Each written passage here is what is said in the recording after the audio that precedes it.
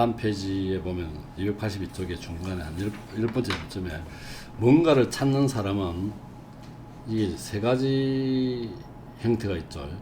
그것을 찾았다거나 그것이 찾아지지 않았다거나 아직도 찾는 중이라고 말할 수 있는 지점에 도달한다. 이게 뭐냐면 모든 철학은 이 세 종류로 나눈다는 거죠. 첫 번째 찾았다거나 하는 건 독단론적입니다. 독단론자라고 하죠. 독단론자.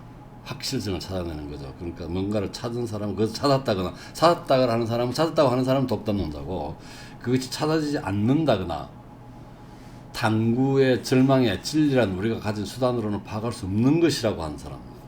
이게 이제 세 번째는 아직도 찾는 중이라는 거. 이게 회의주의적 필론이나 회의주의자, 신중론자입니다. 이 세 가지로 나눈다는 거죠. 철학의 목표는 진리, 질식, 확실성을 찾아내는 것이다.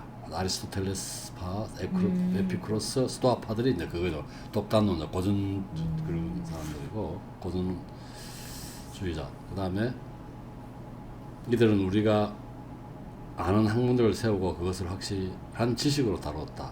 그 다음에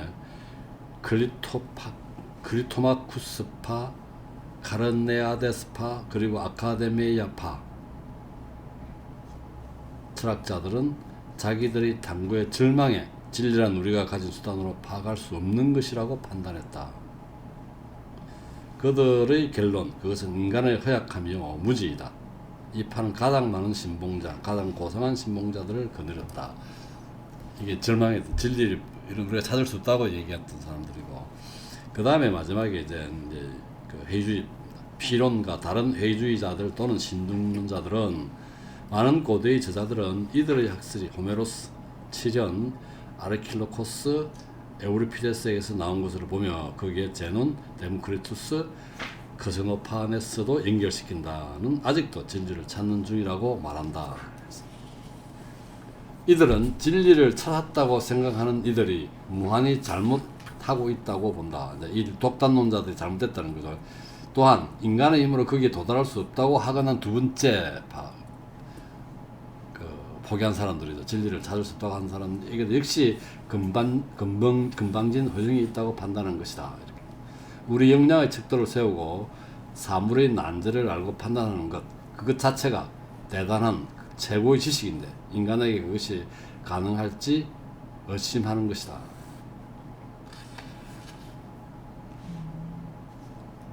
아무것도 알 수 없다고 생각하는 자는 아무것도 모른다고 하거나 할 수 있을지도 알지 못한다는 거죠. 그래서 이 사람은 첫 번째, 두 번째 파를 비난하고 있다. 자기를 알고 자기를 판단하고 자기가 무지하다고 판결할 수 있는 무지는 완전한 무지가 아니다. 완전한 무지이려면 무지 자체도 몰라야 된다. 그래서 필요는 망설이고 의심하고 묻고 아무것도 확신하지 않으며 아무것도 확언하지 않는다. 정신의 세 가지 기능, 인지력, 감지력, 판단력 중에서 처음 두 가지는 용이하지만 마지막 것은 보리하고 애매한 상태를 유지하는 것이다. 그래서 결국은 이 몽테뉴는 이 12장에서 그 필요는 회의주의를 잘 설명해주고 있다는 얘기죠.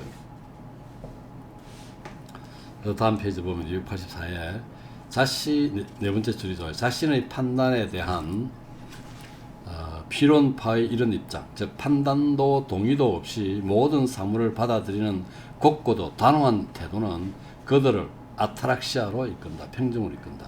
이 아타락시아는 우리가 사물에 대해 안다고 생각하는 견해와 지식이 주는 인상이 우리에게 야기하는 동료에서 벗어난 평화롭고 고유한 생활의 조건이다.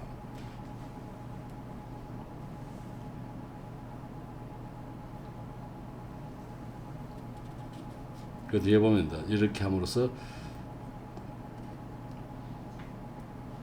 이 동료에서 벗어났다고 그랬죠. 이 동료에서 두려움, 인색, 시기심, 욕망, 야심 이런 것도 나온다고 그랬죠. 그리고 육체적인 악도 대부분 여기서 나온다고 그랬고요. 그리고 그들은 논쟁에서 망객당하는 것을 전혀 걱정하지 않는다는 거죠.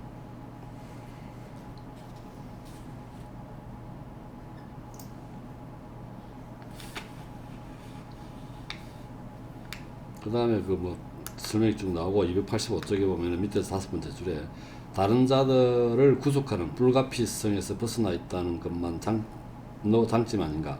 인간의 망상이 만들어낸 수많은 오류에 얽히는 것보다 유보 상태에 머무르는 것이 낫지 않는가. 선동적인 분파들이 벌이는 싸움질에 가담하는 것보다는 신념을 보류하는 것이 낫지 않는가.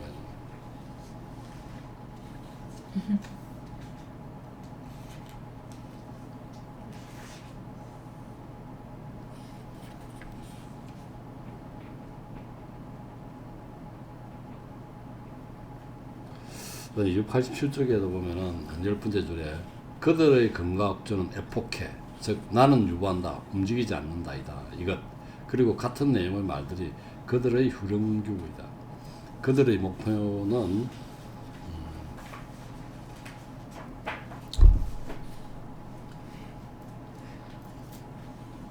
단 순수하고 완벽한 판단 정지, 즉 판단 유보이다.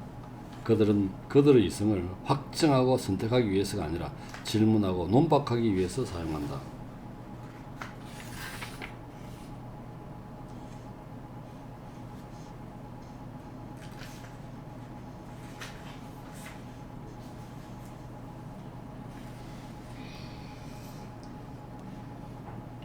그 다음 페이지 보면은 이제 그 5번째 줄에 피론에 대한 그 변명이 있습니다. 저들은 피론을 바보 같고 둔하며 거칠고 비사교적인 생활을 하고 수레가 달려와도 피하지 않고 부딪히기를 기다리며 절벽에도 무작정 다가가고 법도 지키지 않는 사람으로 묘사한다.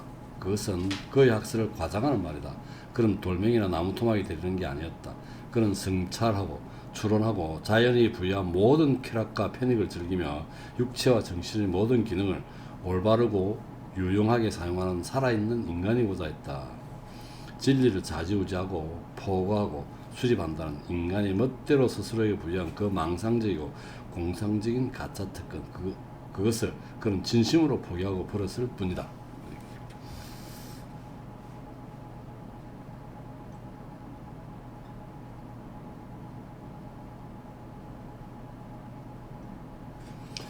그 다음 페이지도 289쪽의 4번째 줄에 필론주의자들은 말한다. 세상엔 참과 거짓이 있고 우리에겐 그것을 탐구할 능력은 있지만 그것들을 확 판정할 시금석 같은 것은 없다고.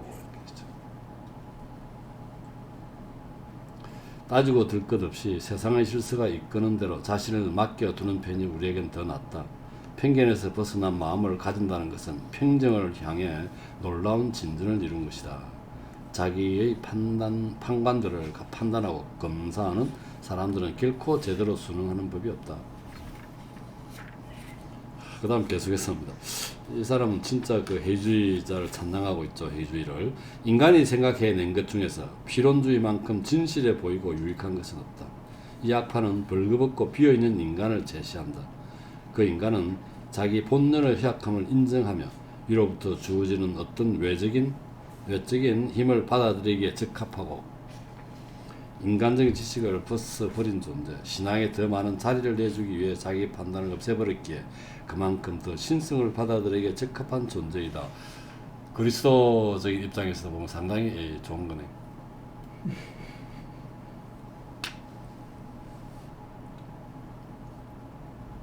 그는 불신자도 아니며 일반이 지키는 계율에 반하는 어떤 교리도 세우지 않으며 겸손하고 순종하며 규율을 받아들이고 열심히며 맺었습니다.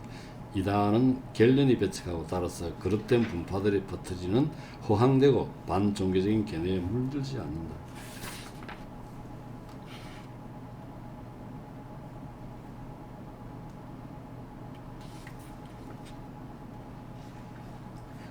그 다음 문장이 중요하지 않습니까? 천주교 신자 하느님의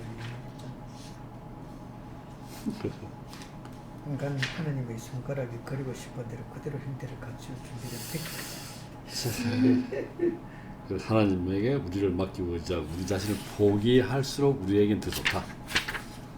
전도서는 말한다. 나날이 내게 주어지는 것들을 그 모습 그대로, 그 맛 그대로 좋게 받아들이라. 그 나머지는 내가 알 수 있는 것이 아니다. 주님은 사람의 생각을 아시고 그것이 허망함을 아신다. 이것이 철학의 세 학파 중 두 학파가 의심과 무지를 명백히 주장하는 방식이다. 앞에 나왔던 거죠.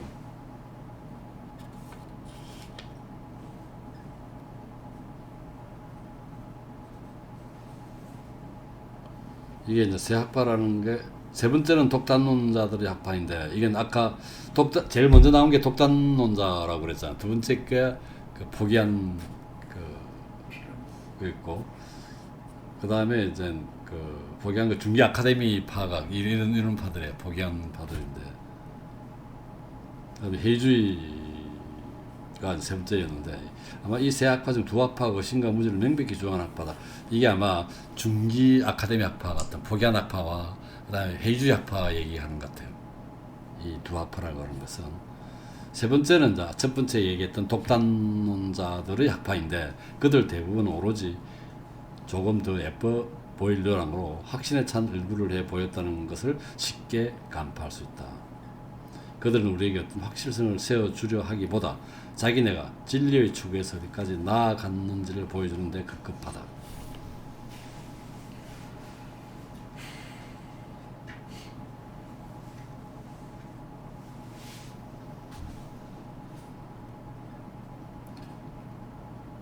그 다음 오른쪽에 보면 291쪽에 보면은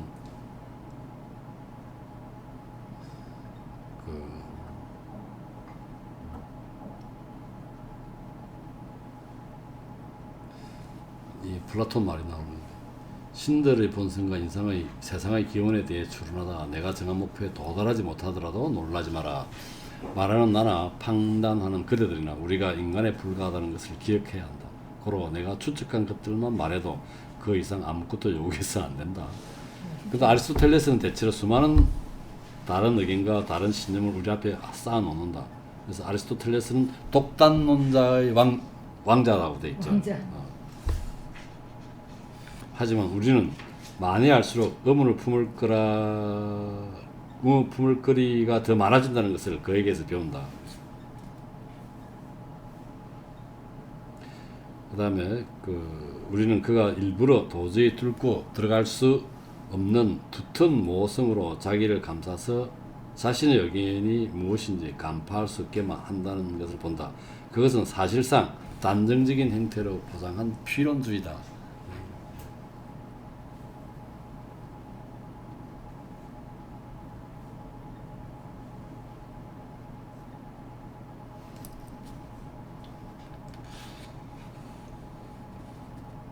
그 다음 키켈의 항의를 들어보라. 이것도 보면은 그는 자기 견해로 남의 견해를 설명하고 있다. 쭉 나오면서 마지막에 보면은 어떤 측도로도 확신을 가지고 판단하고 결론 지을 수 없다고 말하는 학파에 속한다. 이것까지도 이런 식으로 회의주의 학파의 유사성을 들어서 지적하고 있습니다.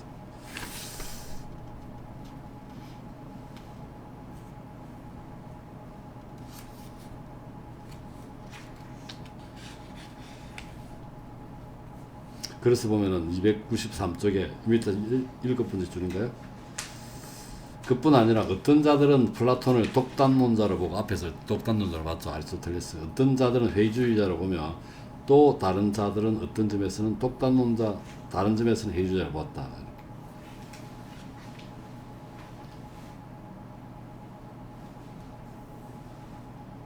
대화편의 주도자인 소크라테스는 항상 토론을 자극하며 질문을 멈추지 않는다. 결코 결론을 내리거나 결정적인 답을 내놓지 않는다. 그러면서 자기에게는 반박하는 지식 말고 다른 지식이 없다고 말한다. 그들의 시조인 호메로스는 우리가 어느 쪽으로 가건 상관없다는 것을 보여주기 위해 공평하게 모든 학파의 초석을 놓아주었다. 플라톤에게는 10개의 학파가 나왔다고 사람들은 말한다. 내 생각엔 플라톤의 가르침만큼 갈짓자로 걷는 가르침, 아무것도 확인하지 않는 가르침도 없다.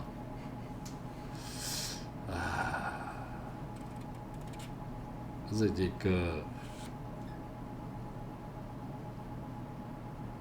독단론자라고 볼 수 있는 플라톤이나 아리스토텔레스도 혹은 플라톤, 소크라테스도 마찬가지고 소크라테스도 이런 회의주의적인 입장에서 보면은 교사성이 좀 많다는 것을 설명하고 있는 것 같다 생각이 들어요.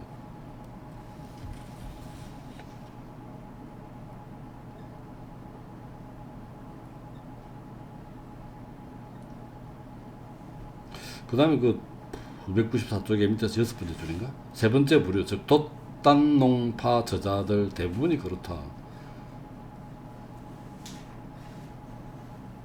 본질적으로 그들의 글쓰기는 본질적으로 회의적인 형식을 취하며 가르치기보다는 물어보려는 의도를 담고 있다.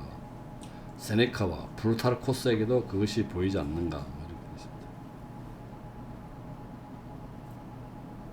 그 다음에 그 295쪽에 보면 세 번째 줄에 플라톤이 대화를 통해 철학하는 방식을 좋아했던 것도 사실은 대화를 통한 것은 소크라테스 방식이죠. 물론 그 소크라테스의 책은 다 플라톤이 썼지만 어떤 것도 알고 보면 그 자신의 다양하고 종잡을 수 없는 사유를 다른 여러 사람의 입을 통해 제시하는 것이 더 수월했기 때문인 것 같다.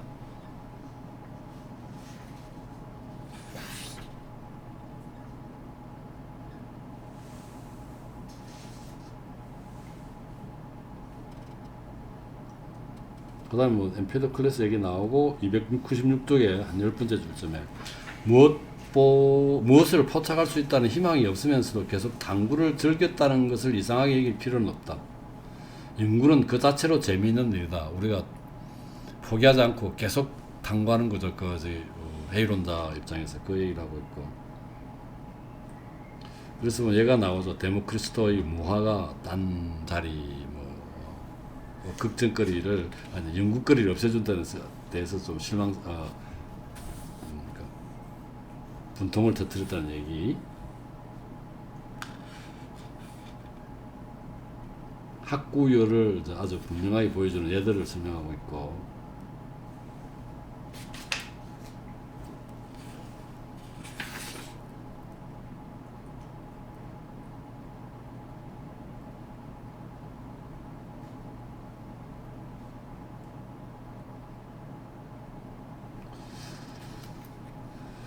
어쨌든 그 탐구하고 노력한다는 데 대해서 그 재미를 붙이고 열심히 하고 있다는 데서 가치를 주고 있는 것 같아요. 그래서 298쪽이 다섯 번째 줄에 나는 에피크로스, 플라톤, 피타고라스. 에피크로스는 원자론이 나왔고 플라톤 이데아를 주장했고 피타고라스 수로 봤죠. 즉석에서 통용되는 행금처럼 우리에게 주었다고는 쉽사리 믿을 수 없다.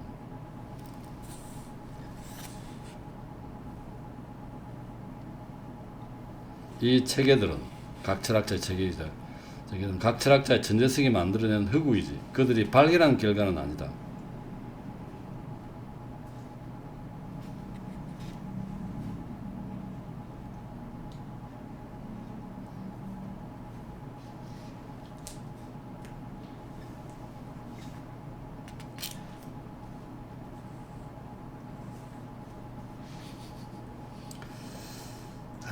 참 중구난방 이 치고 저 치고 얘기가 많다. 299쪽에 보면은 또 재밌는 표현들이 있어요.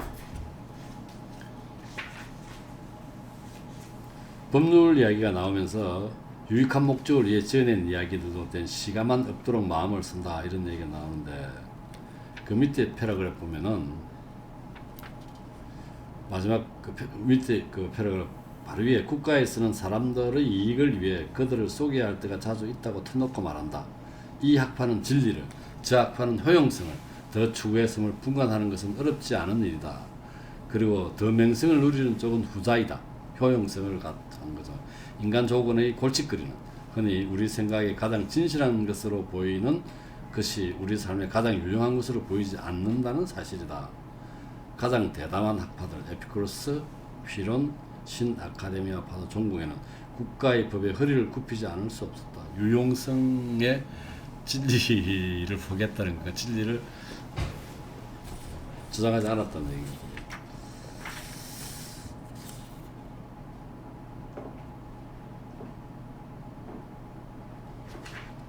그 다음 페이지도 보면은 300페이지에 공부의 훈련 삼아 하는 일이다. 그들은 확신이 있어서기보다는 주제의 난해함을 이용해 자기 정신을 훈련시키려고 글을 썼던 것 같다.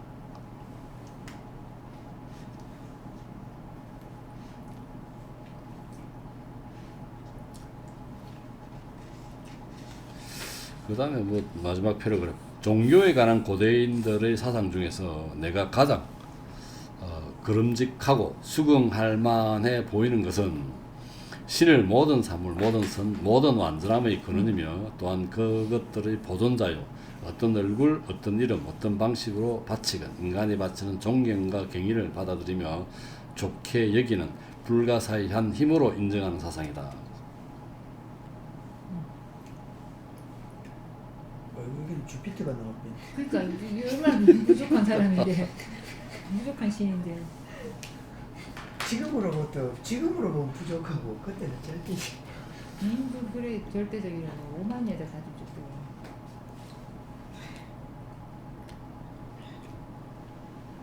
그래서 각 옛날에 좀 발전했잖아. 옛날에는 치 너무 많았잖아. 무슨 신. 그렇지. 뭐 잡신, 잡신, 자연신. 그 좀 보면은 그래도 그리스에는 신들이 좀 12신이고 뭐 있지만 약간 특화되어 있는다. 그래도 좀 하이라키가 있어가지고 제일 좀 대빵으로 제우스를 올려놓고 그런 것 같아요. 이게 뭐 이제 이래가지고 지금 오면은 이제 이 그리스도교가 이제 유일신이 딱 나타나는 그러니까 그런 거죠. 것 같아. 이런 다 배경에서 딱. 신도 종교도 발전하는 것 같아. 나중에 새로운 시기도 나오겠네. 그 비슷한 그 뭐야 석가모니랑 그 뭐야 알라도 같은 맥락인가? 같은 맥락이잖아요. 알라도 하나님이네. 수가모니는 근데 다르잖아. 알라는 하나님이잖아. 습관은 좀 아니, 다른 게 알라는 습관은 맹목적으로 믿는 게 아니고 습관처럼 수행해서 스스로 생각할 수 어. 있는 거니까. 그렇지 우리가 습관가 될 수 있다는데 굉장히 완전히 달라요. 그러니까 종교보다는 차라리라고. 아마 좀 윤리적이지. 네. 나도 습관가 될수 있는 내가 습관도 그렇게 될 수 있다. 행해서 그와 같이 되도록 노력해야 된다. 뭐 이런 이야.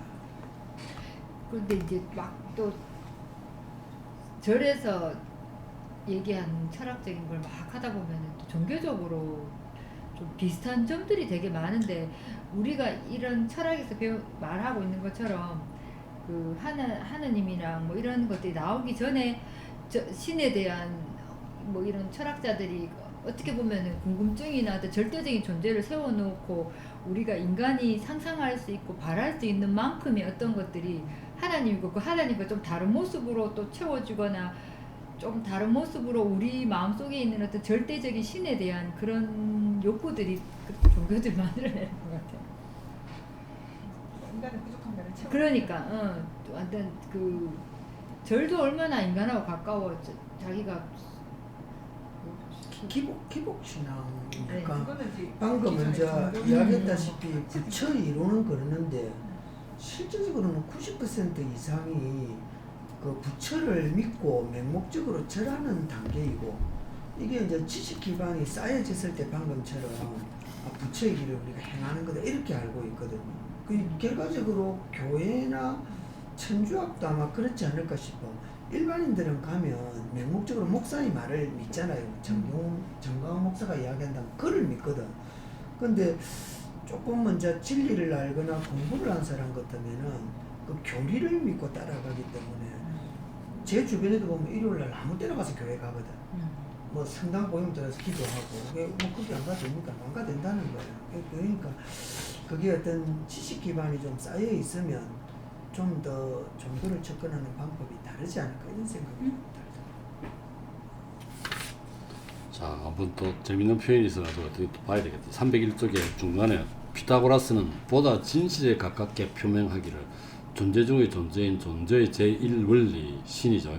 에 대한 인식은 정의할 수도 없고 운명할 길도 없이 불확정적인 상태에 머물 수밖에 없고 다만 각자의 능력에 따라겠지. 따라 사고를 확장하면서 완벽을 향해 가는 사유의 극단적인 노력일 뿐이라고 보았다. 하지만 누마는 이제 그 로마 2대 왕이죠. 예. 그 종교를 그 통치 기반에 활용했던 사람이라고 그러는데, 자기 백성들의 신심을 이 노력에 맞추려고 마음먹고 안정된 대상도 없고 물질적인 것도 섞이지 않은 순전히 정신적인 종교를 믿게 하려 했을 때 그는 전혀 쓸데없는 일을 구상한 것이다. 인간 정신은 그 무한한 행치 없는 관념들 속에 계속 떠다니며 유지될 수 없다. 행치 없는 생각들은 인간 자신을 견본 삼아 어떤 행상으로 정해줘야 한다. 그리하여 하나님의 존엄성은 어떤 점에서 우리를 위해 끊임없이 행상적 한계 안에 안정되어 왔다. 그의 초자연적인 정사에는 우리의 지성적인 조건들의 표지가 붙어졌다. 그리 하나님에 대한 숭배는 보고 들을 수 있는 내배와 언어로 표현된다. 왜냐하면 믿고 기도하는 자가 인간이기 때문이다.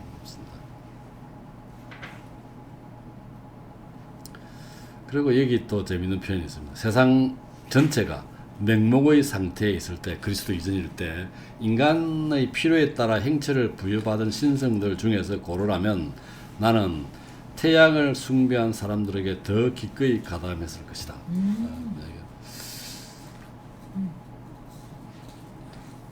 20대인가 태양신. 자, 그래서 이제 오른쪽 그 303페이지부터 쭉 나옵니다. 뭐 탈레스는 물을 만물의 그걸로 봤고요. 그런 애들이 나오고 있고,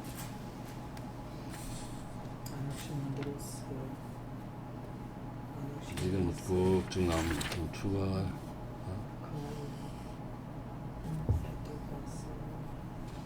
엠페도클레스는 뭐 만물을 만드는 사원소가 신이라 했고, 프타고라스가 재밌는 말했죠. 프로타고라스 할 말이 없다며 신이 있는지 없는지 어떤 존재인지 알 수 없다.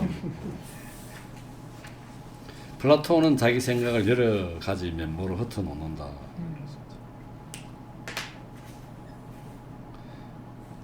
티마이오스에서는 우주의 아버지에겐 이름을 붙일 수 없다고 하고, 법률에서는 신의 존재를 파고들면 안 된다고 한다.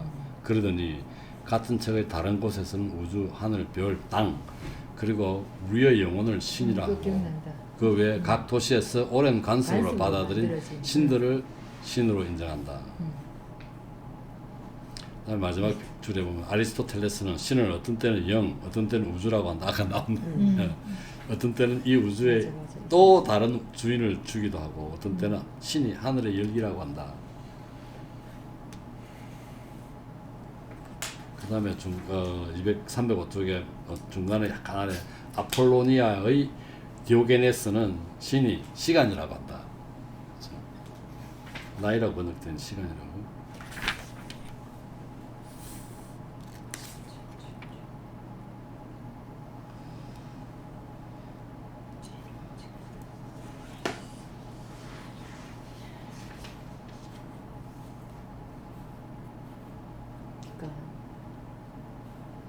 그 다음에 오른쪽 페이지 307쪽에 보면은 중간에 한 8번째 줄인가요? 여기서 우리는 운수조차 우리의 이성보다 더 잦다고 가변적이지 않으며 더 목매하고 분별없지도 않음을 알 수 있다. 운수가 오히려 더 가변적이어야 되고 분별 없어야 되는데, 이성이 그만큼 분별 없다는 얘기지, 가변적이라는 얘기죠.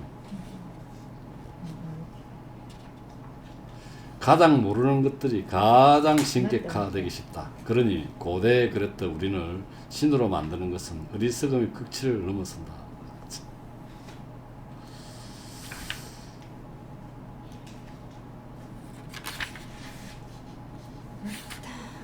미국에는 햄버거 전개도 있다면서요? 진짜?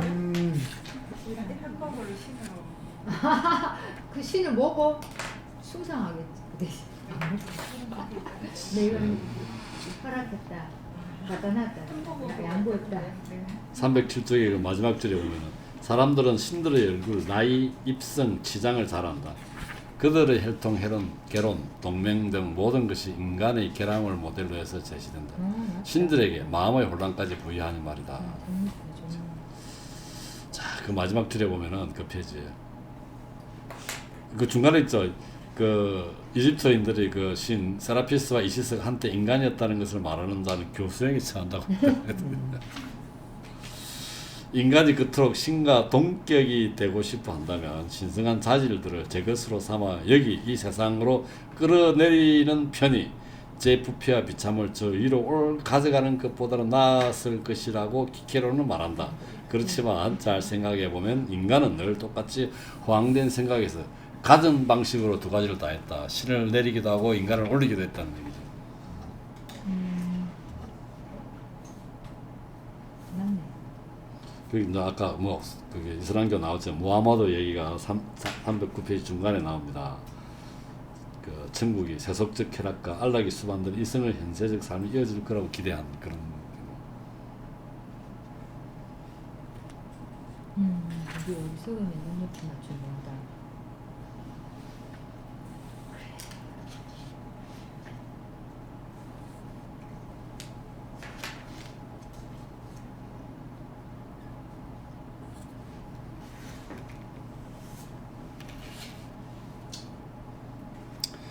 현재 우리가 지닌 310페이지인가요? 중간쯤에 현재 우리가 지닌 조건으로 얻을 수 있는 것과 다를 것이 없다면 그것은 고려할 가치가 없다.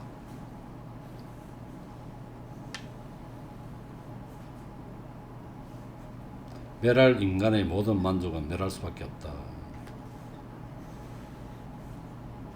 마지막 줄에 보면 우리의 초라한 경험에서 나온 기대와는 완전히 다른 것으로 상상해야 한다.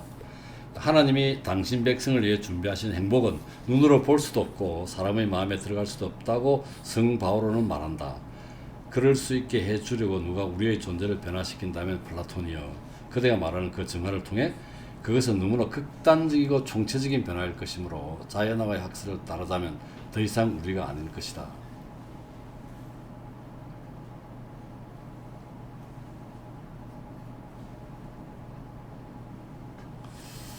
그 표현이 있죠. 그 객전의 한복판에서 싸우던 것은 헥토르였다. 그러나 아킬레스의 말에 끌려다닌 그 시신, 그것은 더 이상 헥토르가 아니다는 거예요. 죽은 자와 산 자를 구분했다는 거죠. 그래서 하나님이 준비하신 보상을 받는 것은 우리와는 다른 무엇일 것이니 현세하고는 다르다는 얘기를 하고 있는 거죠.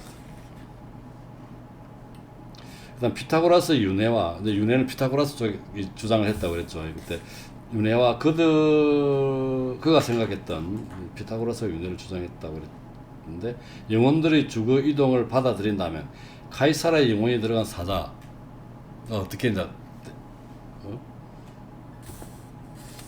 또는 그 사자를 카이사라고 할 것인가 뭐 이런 얘기.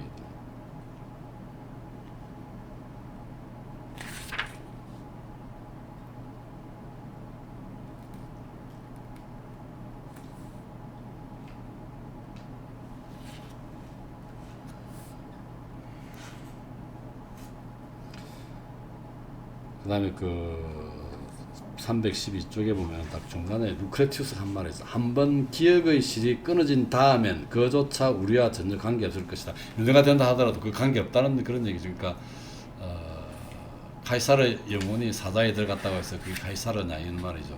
그 위에 보면은 시체에서 나방이 나오고 그 나방에서 다른 벌레가 나오는데 그 벌레를 여전히 처음에 그 벌레로 여기는 것은 터무니없는 일일 것이다. 일단 존재하기를 멈춘 것은 더 이상 존재하지 않는다. 그리고 플라토니어 중간이죠. 그대가 어디 있은가? 내세의 보상을 항유할 것은 바로 인간의 영적인 부분이라고 했을 때 그 역시 거의 신빙성 없는 말을 하고 있는 것이다. 이처럼 눈구멍에서 뽑혀 몸에서 분리된 눈은 그 어떤 사물도 볼 수가 없다. 재밌는 표현이다. 루크레티우스 표현.